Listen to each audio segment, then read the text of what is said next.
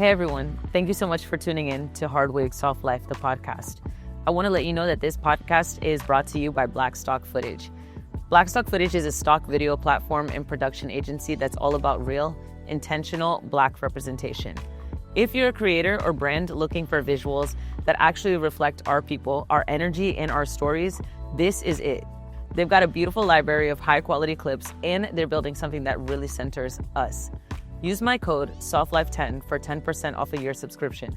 And big thanks to Black Stock Footage for supporting Hard Wig Soft Life and showing love to creators like me. Hey everyone, what's going on? It's your girl Melissa L. Atkinson, and we have another episode of Hard Wig Soft Life, the podcast today. I am stoked to introduce my next guest. She is a powerhouse of a woman. If you let her tell it, she will tell you, I'm just a girl with enough courage to help other girls find their courage. But she is phenomenal. I met her once and heard her speak once and was moved to tears. So today, we're sitting today with Miss Tekoa Pouerie. How you doing? I am doing good. Thank you so much. You're so sweet. Thank you. Thank you. I tell people I'm not sweet. I'm honest. I use honesty. I love transparency. How are you today? I am doing wonderful. Happy to be here. Thank you. We're happy to have you. Thank you for coming to Tampa. Absolutely. I know that you've been trekking everywhere. Yeah. Congratulations. Yay. Congratulations. So this lovely woman has just become the CEO of the Sharing Center. Tell me about your journey there. Tell me about what you're doing the next chapter. Tell me. Absolutely. So it's amazing. I'm happy that you're my first interview since the announcement was made. I've been chosen to be the president and CEO of the Sharing Center, which is actually the largest nonprofit in Seminole County that services the homeless population. Okay. And it's something that I am extremely passionate about. And so through the Sharing Center, we have different programs that help those that are homeless with hot baths. We have laundry where we clean their clothes. We provide hot meals. We provide meals for them to take with them. But in addition to that, more than just a handout, we do a hand up. So we also provide therapy, counseling. We give them a case manager that works with them. And then in addition to the homeless population, there's people that are not homeless, but they may be one paycheck away. Mm-hmm. They're facing eviction. And so we also help with rental assistance. And we help people get out of renting to purchasing homes as well. So it's a great opportunity. I've been in the nonprofit sector my entire career. I've been a chief development officer, a vice president. And so this is a pinnacle of my career to be at the helm of this organization. So I'm excited. I admire that wholeheartedly. Yeah. And so just a little bit of background here. Yeah. I worked for a nonprofit at one point myself. Yes. And while I was working for the nonprofit, and it was a very similar one. I worked for Metropolitan Ministries. Okay. I worked in human resources as a coordinator, so I didn't work directly with our residents. But they were people who were facing homelessness as well, or who were one paycheck away, who needed counseling, who needed the resources. Absolutely. And while I was working there, I myself probably needed all of those resources. I was walking to work because I didn't have a car, For me, it's a really big deal to, even if you have just a little bit, to give back to the community. Absolutely. And so I admire you so much. Thank you. For your work. And I admire your story it's compelling to me because I can resonate very hard with it. I know that you grew up kind of not having the most. Can you tell me? Sure. So I grew up in a very small town, Clewiston, Florida. Okay. Very agricultural town, small town, 2 traffic lights, 1 high school. And my parents, I tell people you don't choose where you're born. You don't choose your economic status.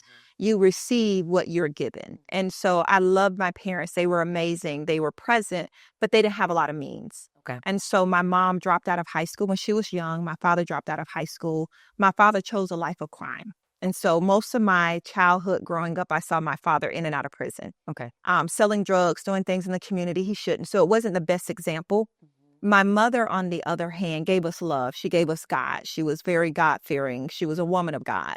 But again, the means wasn't there. So I grew up in poverty. There were times that we stood in line to get the free eggs and the free cheese. I remember going shopping and my mom would pull out paper to pay for the food, where I saw other parents pull out money. Okay. And so we were on welfare growing up. There were times that we would come home, we had lights. Sometimes we didn't.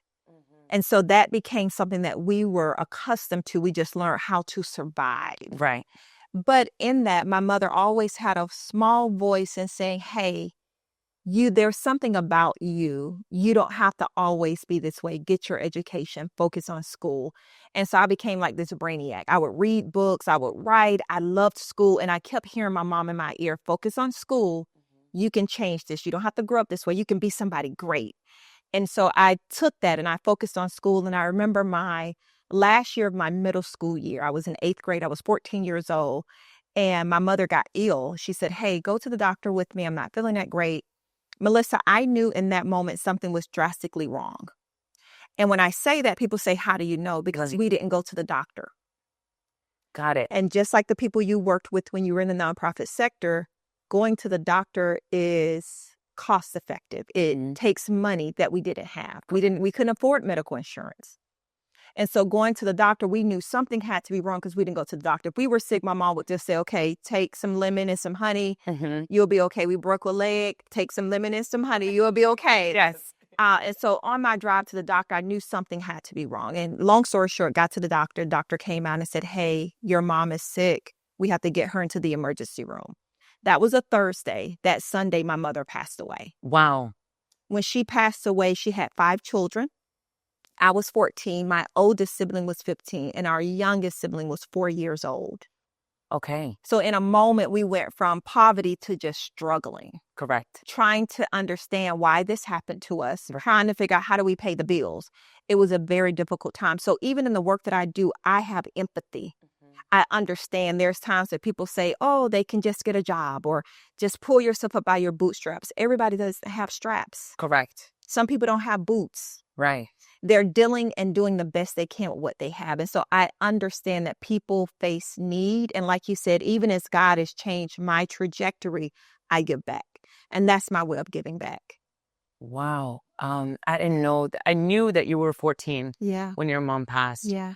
But I wasn't fully understanding, that your father probably wasn't as present and that there were 5 of you. Well, actually, my biological father, my mom had remarried. Okay. My biological father, again, was in and out of prison most of our lives. When my mother passed away, my father was out of prison. He had a stint out of prison. Okay. My mother had remarried. When she passed away, my stepfather was there physically. He wasn't able to be there emotionally.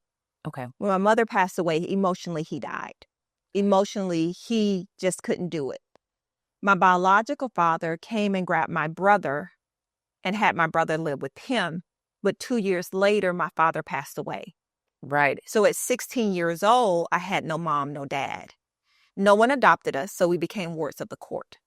So I continued to live with my stepfather at 16 years old, but I was pretty much doing my own thing. I was working. I was taking care of my siblings. I was trying to figure out, how do I go to college? What do I do? What college do I go to? And so I became very survival mentality versus receiving mentality. I didn't trust people. Right. I didn't understand why we were going through what we were going through. So again, that's where that empathy comes in. When I'm working with people in the community that don't know where their next meal is coming from, they have some things going on that we may not understand because we know where our meal is coming from for 5-6 years. Right. And so I can get to that level and say, hey, I feel you. I understand. I've been there. I know what deprivation looks like. I know what starvation looks like. I know you're instantly maybe all over the places. You're eating what was handed to you and not healthy food. Right. And so walking through all of that, I learned so much. But one of the things I learned is never to quit.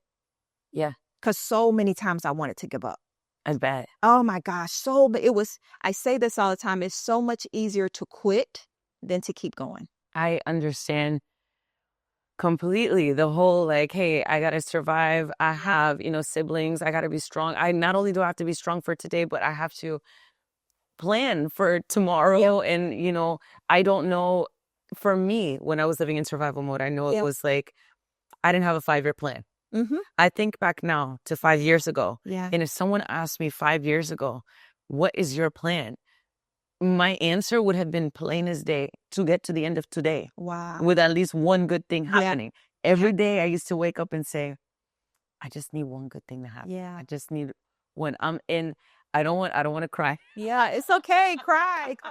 Get it out. Oh my goodness, not you. When I heard you speak, you made me to tears that day. Yeah. But I didn't know any of this. I read all of this. Yeah. So you're 16 years old. Yep. You're working. You're trying to survive. And the non-trusting, I get. Oh my I gosh. completely understand. How Just how? Like, Yeah. what? You said something. I used to wake up every day and say, when will I be happy again? I would wake up every day depressed. Mm-hmm. I would go to sleep depressed. Mm. I would wake up depressed. Right. Every day I would cry, pull myself together, and I literally would look up to God and say, when will I be happy again? Because when you lose someone so significant as a parent, a part of your identity is gone. Mhm. At 14 years old, I was still learning me. Right. And I didn't have my mom to look at. At 16 years old, I was still learning me. And everyone would say, oh, you're just like your dad. You're tall like him, but he wasn't there. Right. And so every day I would wake up and say, God, when will I be happy again? But here's the thing. Here's what helped me. I continued to talk to God. Even in the moments I didn't hear him speak back. Okay. I continued to have a communication with him. Even in the moments I felt like he wasn't answering me. And I continued to do it until I finally felt his still small voice that said, I would never leave you nor forsake you. And so I tell anybody that's listening, that's going through something, don't stop talking to God. Okay. It's a communication. And people think, oh, I have to be holy to talk to God. I have to be righteous to pray. No, just have a conversation. Okay. He understands your language. I'm like, what's up, God? I ain't happy about this. You got to talk to your girl. What's going on? And I continued to talk until he talked back to me. And when he talked back to me in a way, and it may not be the audible voice, but it's that still, the Bible describes it as a still small voice. And as he began to speak back to me, I began to understand I wasn't alone. Right. And that's all I needed. I needed to know that somebody was there. And if God is there, I can make it through. For sure. And that's what helped me. I got involved in my church. I got focused on my school. And I began to stop having a pity party. Yes. You have to change the mindset. Oh my gosh, because it was woe is me. Mm-hmm. No one understands. If even anyone tried to say something nice to me, I would say, you don't understand. You don't understand. You have your mom, you have your dad, get out my face. You don't know. I kept putting myself in the victim seat. Mm-hmm. I kept putting myself in the seat of nobody understand. I'll never be healed. How can I get through this? And then I started changing what I was saying. I started saying, let me change and speak positive. Because the Bible says life and death is in our tongue. We have the decision to either speak life or we can speak death. We can speak positive or we can speak negative. If you're going to speak positive. Correct. Because your soul is listening. You know what? That is true. Your soul is listening. That is very true. So the you don't understand is a Melissa-ism. It is in the book. Like you don't understand. You don't know what I'm going through. You don't know my life. No. You know, you don't know what I had to do this morning to get to here, to get to there, to do this, to that, and have patience to talk to you. And you're right. It's when the mind starts to shift that the good things start to pour in. But here's what helps your mind shift is how you speak. So your mind rests in your soul. Okay. We're made of 3 components. The body, which we see. You see your arms, you see your physical. We're made of the spirit, which is the God part of us. That's our divinity. That's the part that's never wrong. Okay. That's the part that says, oh, something told me to go this way. Something told me not to go out. And when I didn't go out, this happened. That's something we always say, that's the God part of us. That's our spirit speaking. And then your soul, that's the emotions, that's your memories, that's your mind. So when you begin to speak according to your spirit, which is God, because God is also the word, right? God is the word. When you begin to speak the word, your spirit is speaking. So when you read a scripture, Philippians 4:13 says, I can do all things through Christ who strengthens me. I'm actually literally speaking God. My spirit is speaking, which my soul hears. Okay. My soul gets healed by me speaking. Got it. Because now it's being captured in my mind. That's like a compass. It's a compass. So if I'm saying I could do all things through Christ who strengthens me every day, your mind is going to agree with it. Right. Because I'm speaking to my mind. Now you're going to begin to think, I can do all things through Christ who strengthens me. So it's all about changing your vernacular, changing your word, what you speak, how you speak. So even with everything around me, parents deceased, no one in my family ever went to college. By the time my father had passed away, my brother had dropped out of school. Okay. My younger brother dropped out of school. My siblings had been incarcerated. Okay. But every day I would speak, Tekoa, you can do all things through Christ who strengthens you.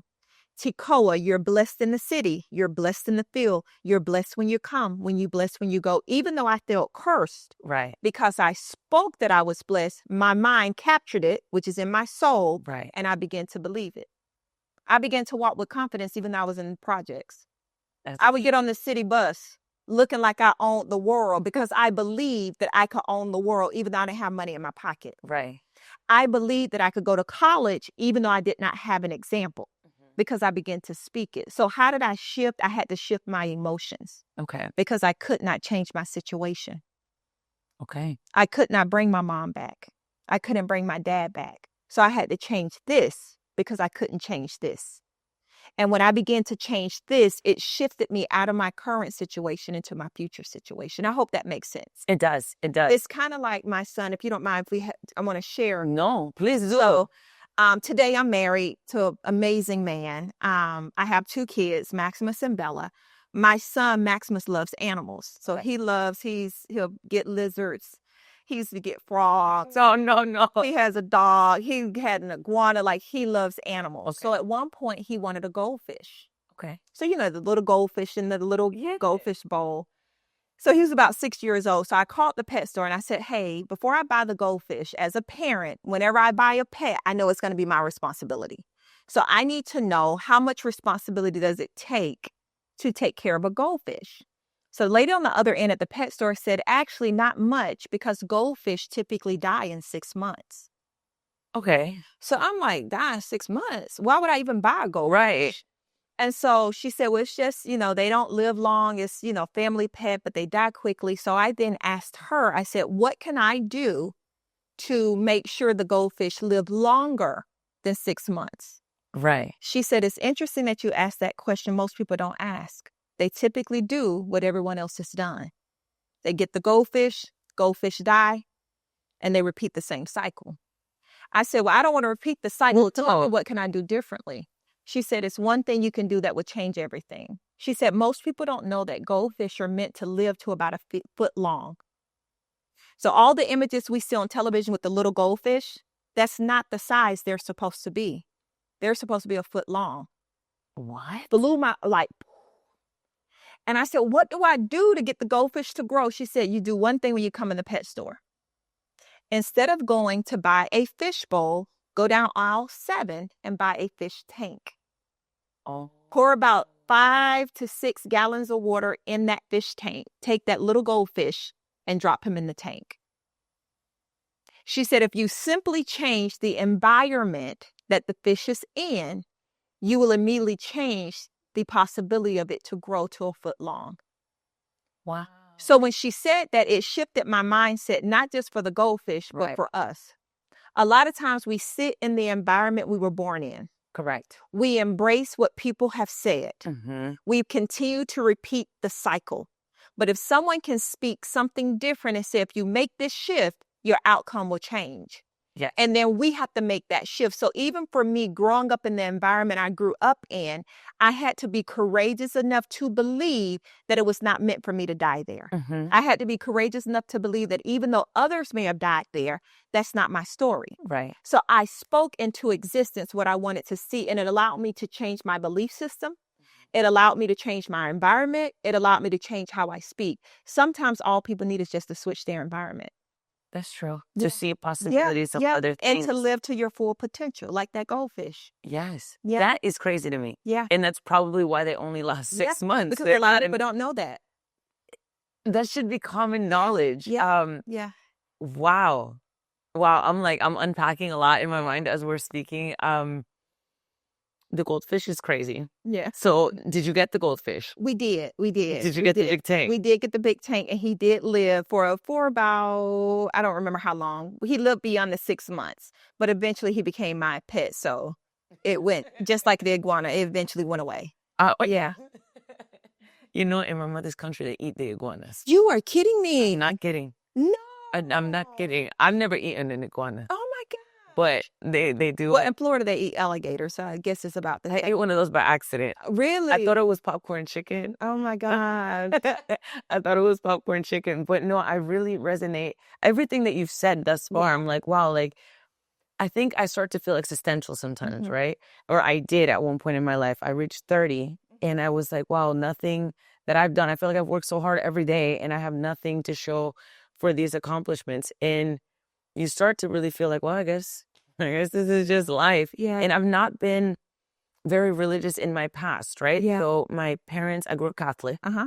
And then I kind of like let go of religion, right? Yeah. And then it just was not a part of my life Yeah. at all. So I would not say that I was speaking to the Lord, or maybe I was, right? Yeah. Maybe in my own way I was. And I think I'm revisiting that part of my life Yeah. more recently, maybe not gracefully, but we're getting there. Yeah. And so have there ever been, I know you're very heavily rooted in your faith, and I admire it. Yeah. Have you ever like faltered or wavered? Absolutely. Yeah, And many what- times, and probably will in the future.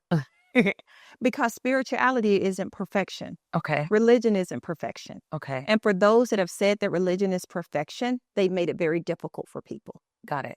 I know I'm in a human body. Mm-hmm. I cannot sit here and say I'm going to be super perfect or I'm going to do everything right. I may make a mistake when I walk out this door. Right. In a few years, I may fall. Who knows? Mm-hmm. My goal is to maintain my relationship with God. Okay. Not just the act of religion, my relationship. Okay. Because again, whether you're religious or not, we have to agree we are made up of more than just our body. We have a spirit being inside of us. Right. We have a soul being inside of us. When someone dies, it's just their body that's in the casket, right? Where's their soul and spirit? And so it's important that we don't neglect our spirit and our soul, just like we can't neglect our body. Okay. If you ignore your body and don't feed it, if you ignore your body and don't rest, your body's going to be distraught. If Right. you ignore your soul and your spirit and don't feed it and don't let it rest, it's going to be distraught. That's why you find people that's all over the place. Mm-hmm. They can't grab hold. They can't understand. They don't know what the next is, and people question their purpose. What is it I'm supposed to do in life? You have to pause because your body is not going to answer that for you. Okay. Your spirit is. Your soul will. And so we can't ignore it. So for me, yes, I've made mistakes. Yes, I've had failures. I've questioned God. I wanted to leave religion. I've done everything. But what has been consistent in my life is my relationship with Him. And because I've had a relationship, I've never been alone. Understood. I've always had Him with me through every decision I made. And I don't make a decision without talking to God. And once you begin to build that relationship, you'll know when He's speaking to you. As you build that relationship, you'll know when He's directing you. Everything that I've been through today, I can't say was Tekoa. I've got opportunities I wasn't qualified for. Yes. That I understand. I've had doors open and I'm like, I wasn't even there when they were saying my name. Right. But there's somebody that's always there, and it's God. So I talk to Him and I are best friends. That's my boy. I love That's my homie.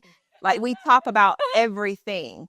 And so I talk to Him enough where I get quiet and I let Him speak back to me. I feel it. I hear it. And when I don't hear it, I just say, guide my footsteps. Because I'm not that smart, Melissa. I'm not that gifted. I'm not that great. So I can't depend on me to make all the decisions. I depend on Him.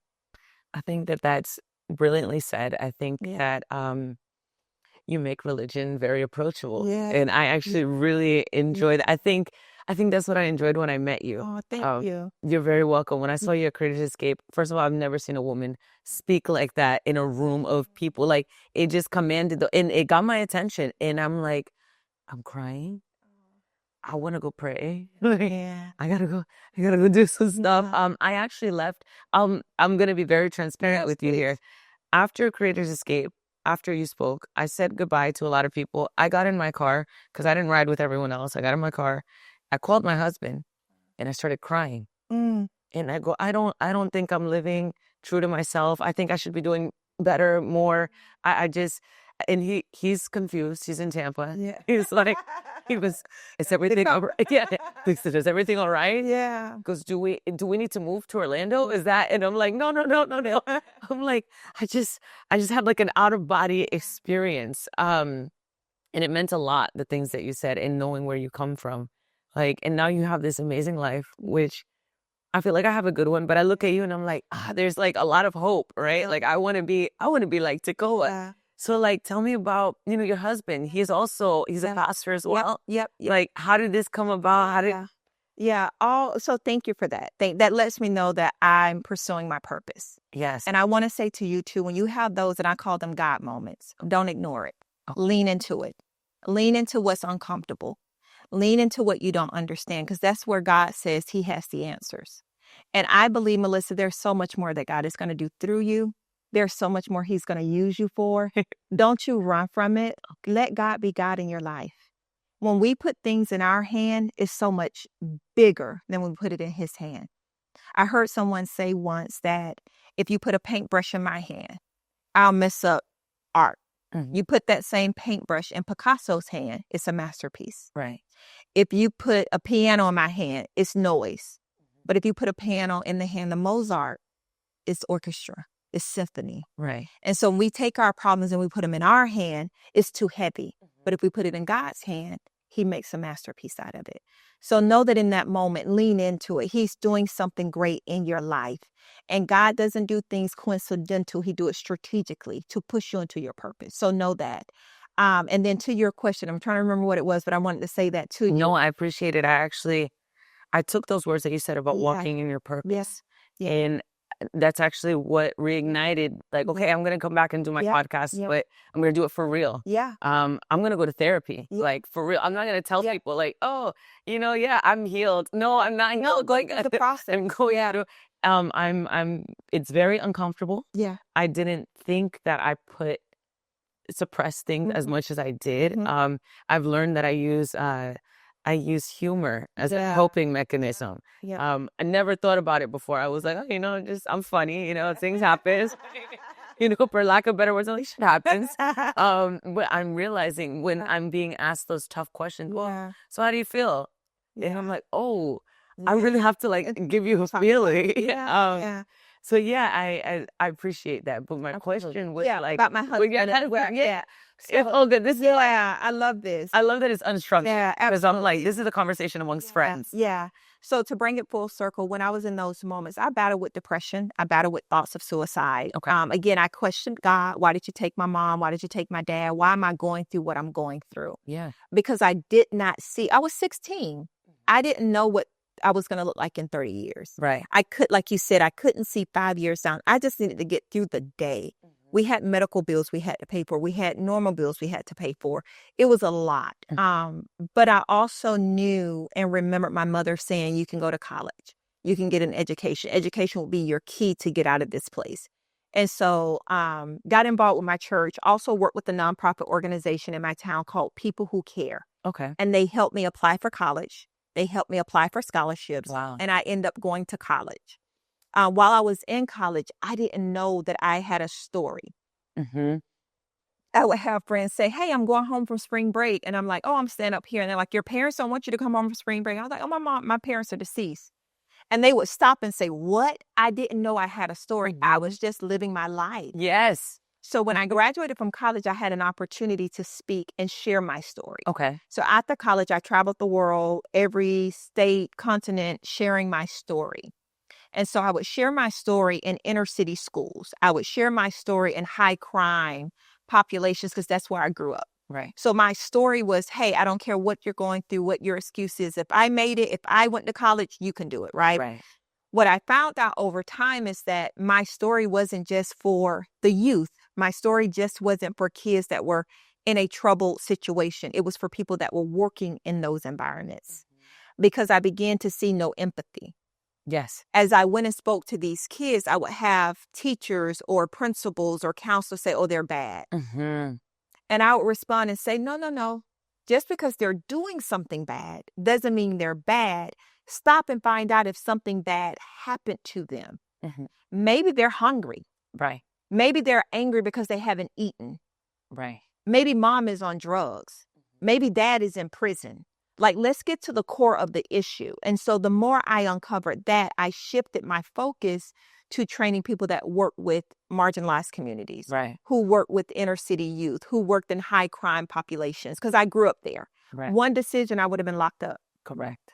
So I had empathy. So I started training people on that and then went into the nonprofit sector, still do those trainings, but work with nonprofits that help those communities. So like I said, with the Sharing Center, we help families in crisis. Right. It's not a judgmental thing. How do we help you get out of this cycle of poverty? How do we help you become a homeowner? How do we help you deal with some issues that brought you here? Right. And so my life became just really about service and how do I help people? And I healed in the process. Right.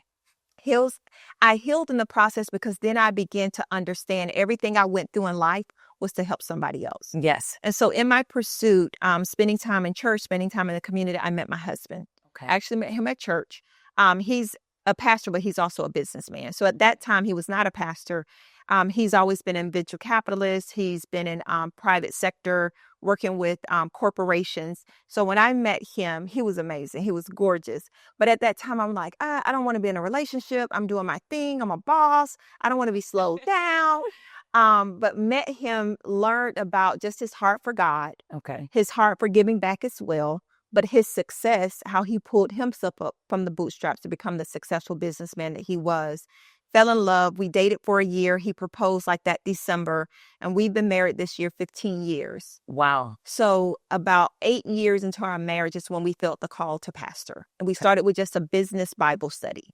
We wanted to do a Bible study to help people that were in business, but wanted to do business with integrity. Okay. And it grew from there. And so he's still in the corporate sector. I'm in the nonprofit sector, but we also have a church. That is an Yeah. amazing growth. Yeah. I really like the trauma-informed care. Oh, yeah. That was, so it's funny because I told you I worked also in a nonprofit, Yeah. right? And so at that time I was struggling. Yeah. I took the job because I needed a job and it was within walking distance Yeah. and it was a huge pay cut for me. But I was like, I really need a job. Yeah. I don't even know what this is. This is a church, whatever. Yeah. Yeah. So I get there, start the job, everything's great. And we used to have our meetings, our community meetings. Okay.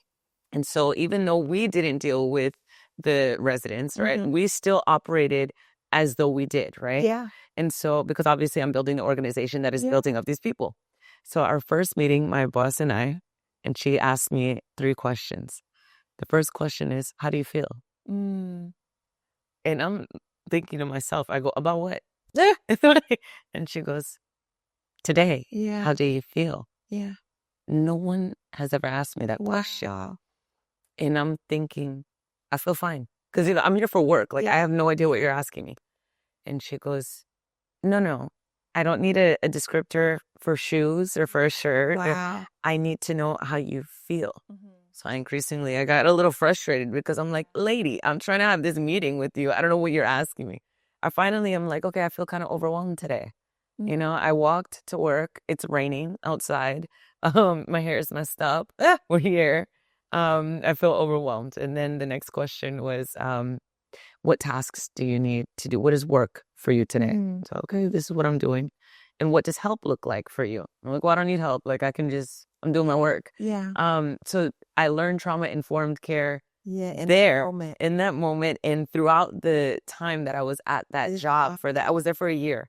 I would ask questions that I realized were insensitive. Mhm. I would ask people, why are you like this? Yep. Yep. You Yep. don't ask someone, No. or I would say, who raised you? Yep.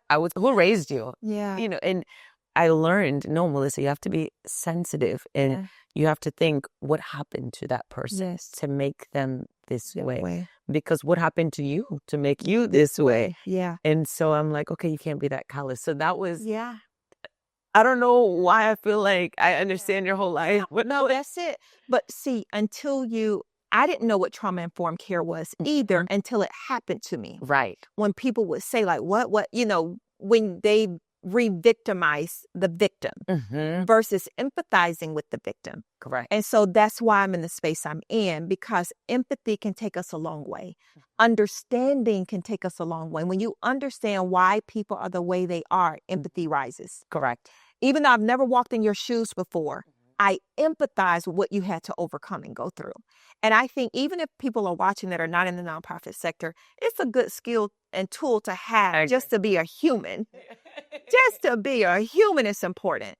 Even with the sharing, one of the marketing campaigns that I want to do as soon as I get there is called Nameless. Okay. Homeless, but not nameless. Love that. We pass homeless people all the time and we don't know their name.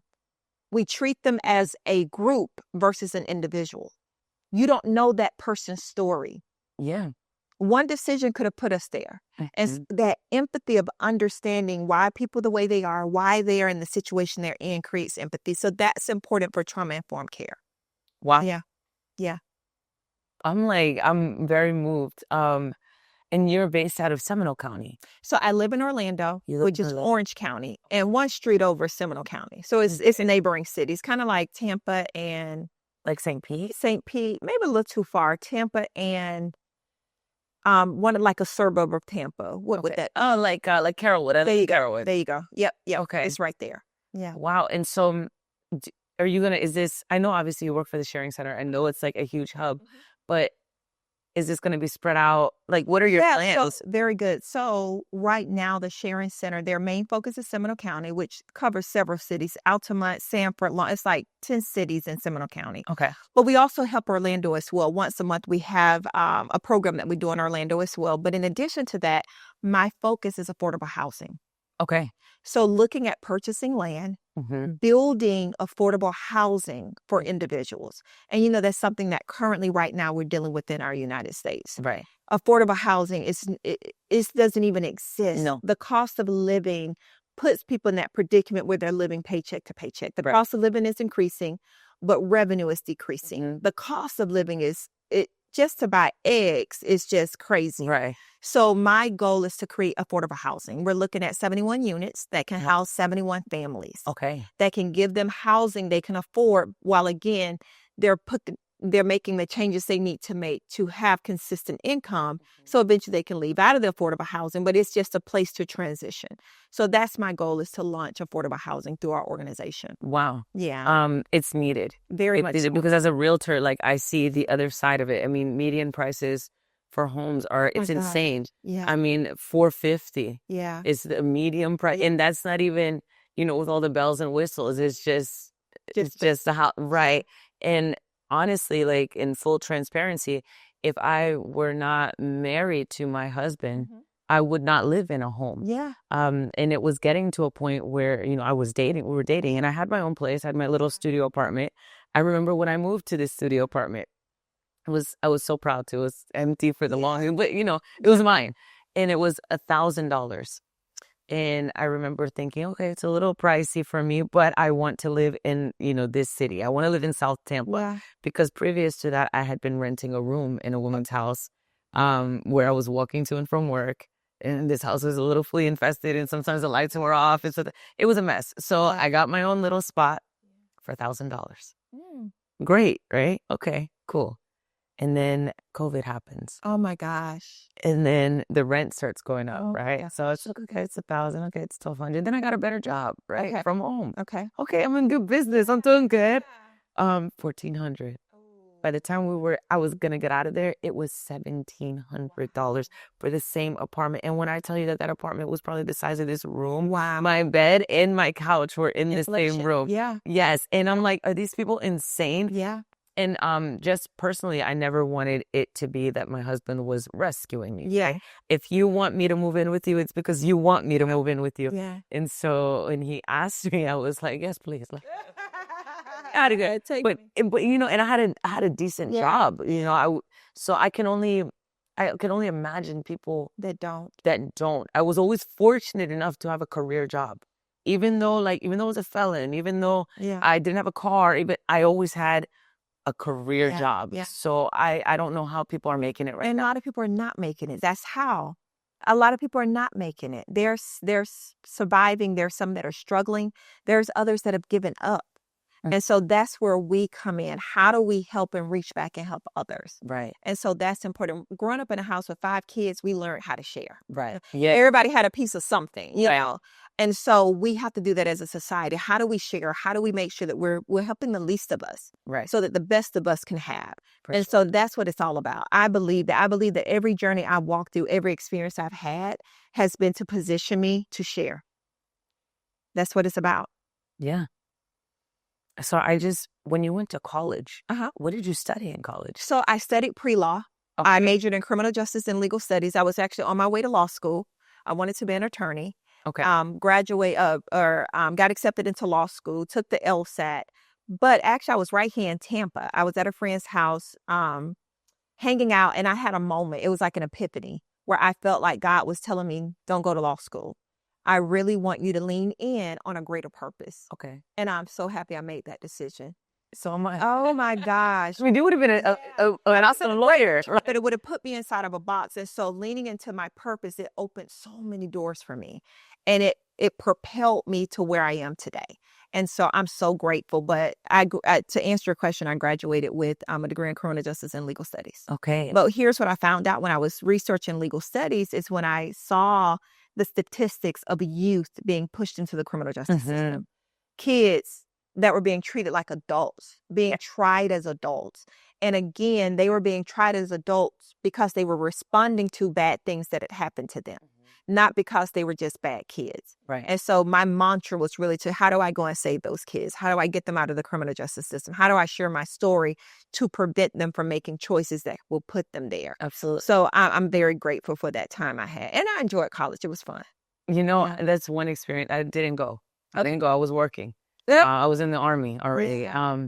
But that's one experience. I'm like, man, I wish I would have gone. Who knows? Maybe I would have been in a sorority. Yeah. And I feel like it's a good time away for you to learn. To develop. Yeah. I worked 3 jobs when I was in college. Wow. No car. I rode the city bus. Would walk different places. But it was, for me, college was fun, but it was also a very defining moment for me. Like I had to, it came to some points that I was like, forget this, it's too much. Because working 3 jobs and studying was a lot. Yeah. But I strapped on my back that I have to break this cycle. If I can break this cycle, my family can. Right. So for me, that was the whole purpose. Like I have to get through this so I can open the door for the others, for my other siblings. You know, that's something that's very similar to something that like our family says. So obviously my parents are from a different country. They're immigrants. And so the mantra there is, you go far so the next one can go further, right? So I quit school. Yeah. And the reason why I quit school was because I was helping to provide. Now, Yeah. whether or not those were my responsibilities, that's what I did, right? But if I had to go back and do it all over again, I would, because I have a younger brother behind me, and he's 6 years younger than me. So meanwhile, I may have quit school, and I got into, luckily, I got into a career job, and I was in the Army.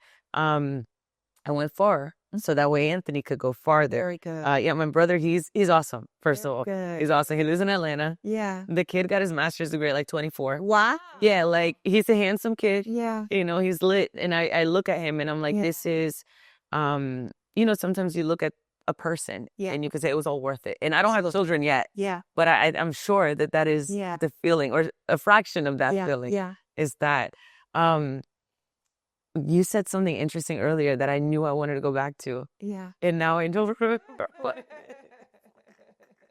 Oh, the system. The system. And people being pushed through it. Like, my own brush with the system is terrible. They don't look at you like an individual. They don't. You know, I'm first-gen American at this point. I was like, I've served in the military. Yeah. I've never been in trouble, not even a speeding ticket. Like nothing. That I'm working at a good hospital. I'm gonna go back to school. I'm a soldier. I'm just trying to do the right thing. I made a mistake. I made one mistake, and it cost me 5 years. It cost me 5 years of living in struggle. And while you have a PO that you have to go meet, they're looking at you like you're the scum of the earth. And you just accept it. You say, okay, well, you know, I did do something wrong. This is the consequence. And when they arrest you because you breathe funny, they're like, well, it's just another, offender. It's set up, and we appreciate the criminal justice system, Of course. but there are some flaws. There's a lot of things that need to be looked at and reformed. Right. And one of the things that the criminal justice system originally was supposed to be a rehabilitation center. And it's not rehabilitative It at all. was to rehabilitate, but it really increases recidivism. Once you go in, it's almost like it's a portal to keep you there. Correct. And even when you have an opportunity to come out, it's difficult when you come out because you can't get a job. Right.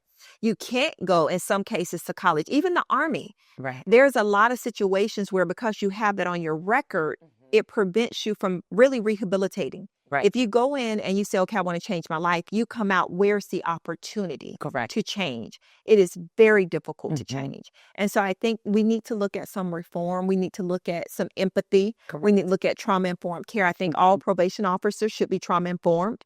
Yeah. I had an opportunity for about 10 years to train law enforcement officers. Nice. So I worked with the sheriff office. I worked with the National Criminal Justice Institute as a consultant, and I went in and trained law enforcement officers on trauma-informed care. I trained them on bias. I trained them on empathy and understanding that you have an opportunity to change someone's life or destroy it. Right. And so really look deeper to see what the issues are before you just incarcerate someone. And so I think there's other opportunities and other pathways to help people that have committed a crime versus just incarcerating them. Absolutely. Yeah. I never had that kind of empathy before. Yeah. I used to always be like, oh, well, if you didn't do what you did, Yeah. like you wouldn't be in that predicament. Yeah. And then it happened to me. And then I came out of that and was like, wow, that was like the roughest 5-6 years of my life. Yeah. And what happened is during that process, I was always either an HR coordinator or an HR generalist. And so I'm the person running the criminal background checks. So yes, I would tell my bosses if they were like, no, we're not hiring that person. I would go, well, you hired me. Yeah. And I'm a great employee. Yeah. And so if this has nothing to do with their job currently, and if this happened like 5-6 years ago, this person is probably trying to turn over a new leaf. And so please take a second look at their resume, like please. Yeah. And we push through a lot of people. Like that was my own small way of like, okay, I can't give back monetarily, but I can help in this way. But the fact that you went through it, right? That's what we have to understand. I think sometimes when we go through hardships in life, like I said, we become the victim instead of the victor. Right. You have to find purpose in the pain. Right. So by you going and experiencing that, now your purpose, you can advocate for people. Yes. You can help give them an opportunity that someone else who's never been in the system would do. Right. So there was purpose in your pain. Just like me losing my parents growing up in poverty, now I understand there's purpose in my pain. Correct. I can see people. I can truly see them. Not just see them, see them. I can connect. I can understand. I remember one of my programs when we were working with inner city youth, my team saw this little boy because we would have like Chick-fil-A and McDonald's and Papa John's. They would always donate food for when we brought the youth together to speak to them and do workshops. And one of my team members saw this little boy with a book bag, stuffing his book bag with Chick-fil-A sandwiches. Oh, no. So my team was getting ready to rush over and say, hey, put that back. And I stopped them. I said, don't do that. I can recognize when someone has food deprivation. I can recognize when someone has food scarcity. Right. He's putting those sandwiches in his bag, not to be a bad boy. Right. I said, I guarantee you he's thinking about food tonight. He's thinking about food tomorrow. Right. He's probably even thinking about his brother or sister at home that don't, and this Chick-fil-A. Right. Like to us, woo. Right. You know, I said, leave him alone. But I could only feel that. I could only see him, not see him, see him because I was that child. Right. I was there. I remember going to like the buffet on Sundays. There was, it's big. And I would put stuff in my purse. Yes. So I can have food. So you have to walk through those things. And we don't understand when we're walking through it, the why, but there's always purpose in the pain. I think I can agree. Yeah. Because I'm there now. Yeah. I'm looking back and I think I'm at a point where I'm like, okay, well, I wouldn't be able to receive the blessings that I'm receiving now. I mean, you'd receive them, but you wouldn't be able to appreciate them in the same way and also to help out the people behind you. Yeah. So I see we have our book here. Yes. Let's talk about this book. I Am Courageous. Okay. Discovering the Power of Affirmations. So this book, the title, I Am Courageous, everything I talked about my story, and I haven't even gotten into all of my story, but the nutshell of coming out of poverty, broke the cycle of poverty, not in poverty anymore, thank God. Right. And I think everybody has struggle, but it shouldn't be your lifestyle forever. No, it shouldn't be a personality trait. It should not be a personality trait. Going through losing my parents, dealing with depression, dealing with thoughts of suicide, graduating from college, breaking that cycle, and then getting into the nonprofit sector, becoming an executive, a CEO. There were times I would be at the boardroom, sitting at tables, and they're talking so mighty. And I'm like kicking myself on the table, saying, say something. Right. But I didn't have the right vocabulary. Okay. It took courage for me to stay in those rooms. Right. It took courage that when doors were open for me to walk into executive positions and I felt like I wasn't qualified. I get that. Right? The imposter syndrome. Yes. It took courage for me to say, no, Tekoa, you deserve to be here. Stand up to it. Walk in it. Learn here. Pick up. You can do this.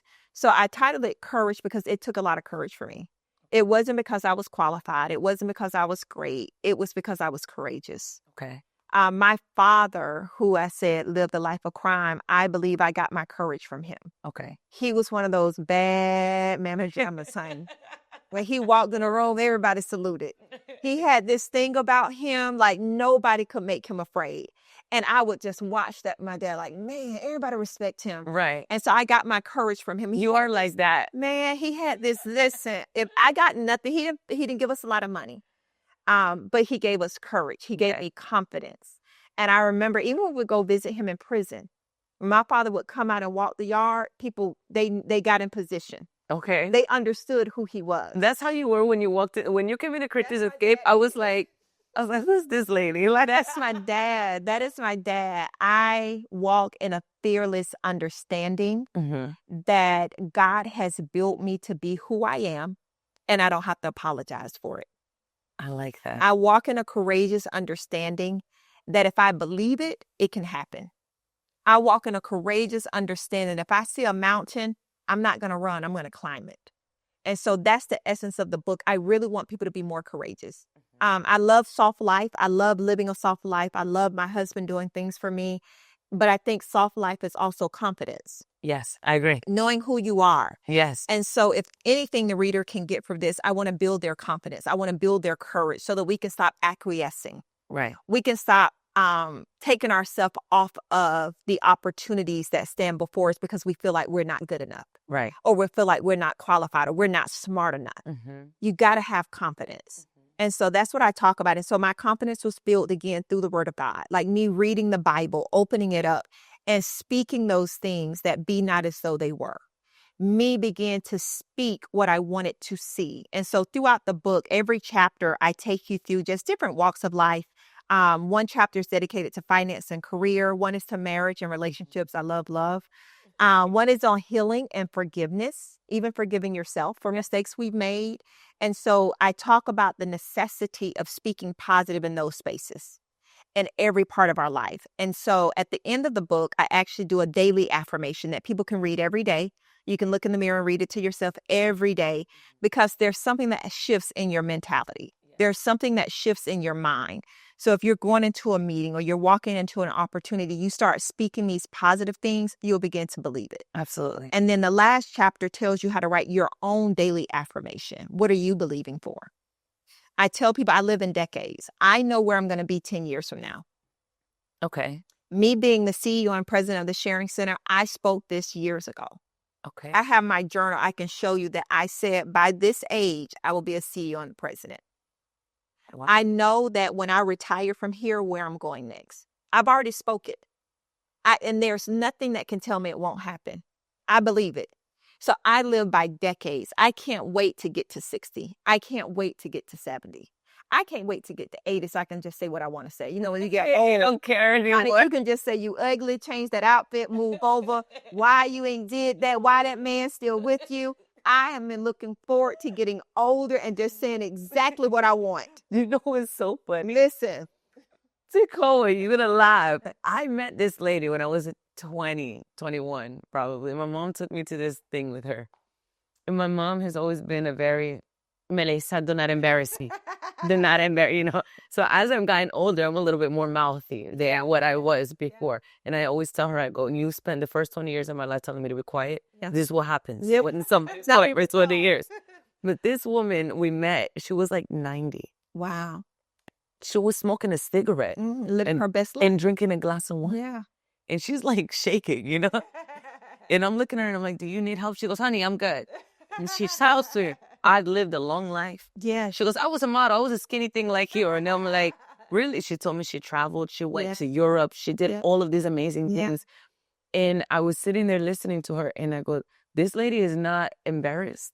Nor does she feel like she needs to tone herself down. And one day when I'm 90, I don't know about the cigarette, but I want to be like that. One day I'm be shaking with my glass of water. So you're, hold on.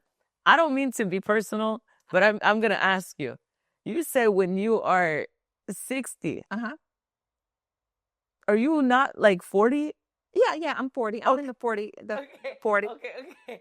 We'll edit that out. No, I'm in the 40 range. I'm in the 40 range. I'm like, yeah, I know we don't crack. Yeah. But I was like, No. We're in the 40 range. there's no way We're in that the 40. they're Yeah, no, we're in the 40 range.